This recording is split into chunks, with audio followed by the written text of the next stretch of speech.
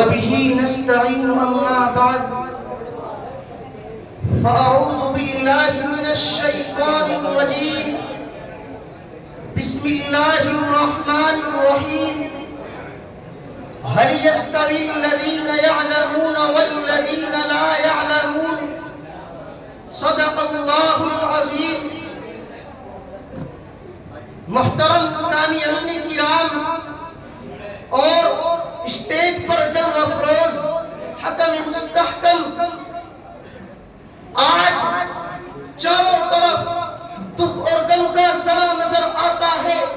حضور صلی اللہ علیہ وسلم کے دین پر ڈاکے ڈالے جا رہے ہیں. ہم راتوں کو جب غفلت کی نیند سو جاتے ہیں تو دین پر ڈاکے ڈالنے والے بیدار ہو کر ہر سمت سے حملہ کرتے ہیں. مسلمانوں کا رشتہ ماضی سے توڑ کر انہیں بے دست پا کرنے کی کوشش کی جا رہی ہے. کہیں اوریانیت و فحاشی کے ذریعے مسلمانوں کا دین چھیننے کی کوشش کی جا رہی ہے.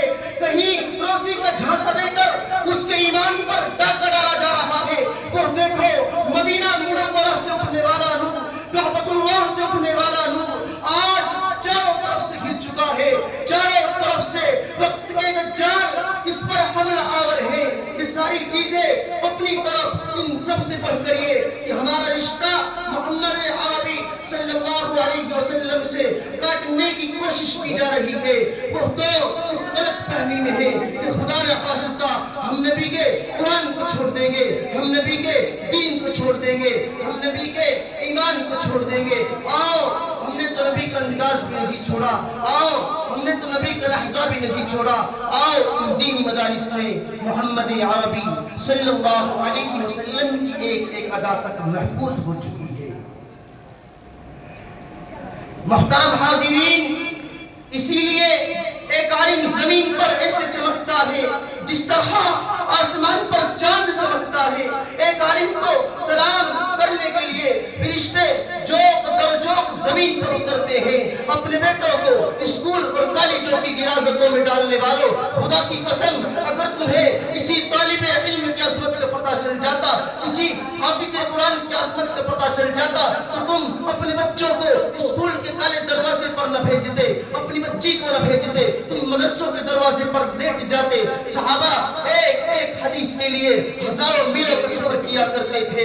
ان کو پتا تھا کہ علم زندہ ہے تو دین زندہ ہے. علم مٹ جائے گا تو دین مٹ جائے گا. جب دین مٹ جائے گا اللہ تبارک و تعالی اس زمین کو برباد کر دے گا، اسے تباہ کر دے گا. اس دنیا کو قائم رکھنے والی چیز صرف اور صرف قرآن کا علم ہے، سنت کا علم ہے، فقہ کا علم ہے. ان علوم کی برکت ہے روزی اتر رہی ہے، ان علوم کی برکت ہے چاند چاندنی دے رہا ہے، ان علوم کی برکت ہے زمین سے اللہ نکل رہا ہے. خدا کی قسم جب یہ علماء ختم ہو جائیں گے، لوگ جاہلوں کو اپنا سردار بنا لیں گے، اللہ آسمان سے بارش نہیں برسائے گا اور زمین پر رہنے والوں کو کتے اور سور کی شکل میں تبدیل کر دے گا.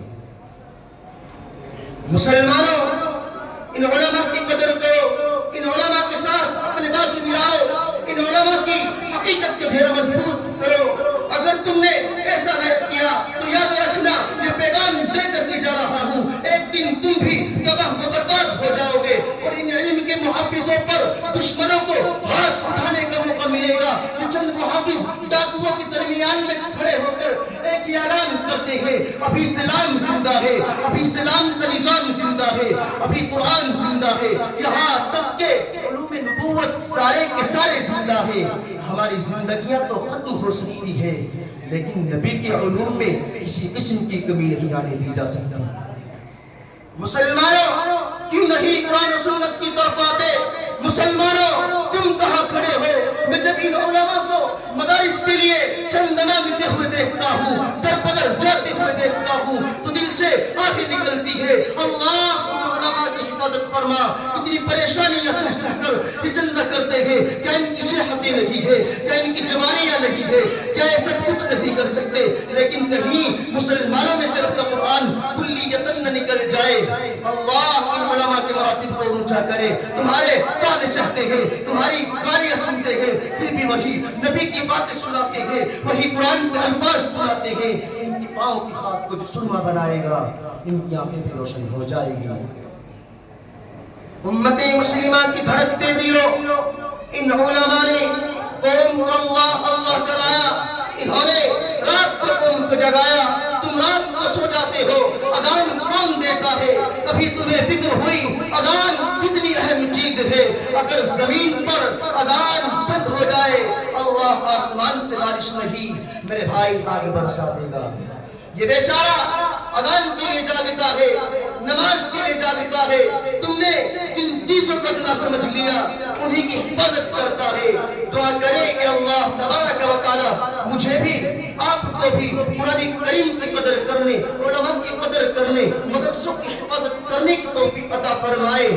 زمانہ بڑے دور سے سن رہا تھا، ہم خود ہی چل دیے یہ داستہ کہتے کہتے۔ وآخر دعوانا الحمدللہ رب العالمین۔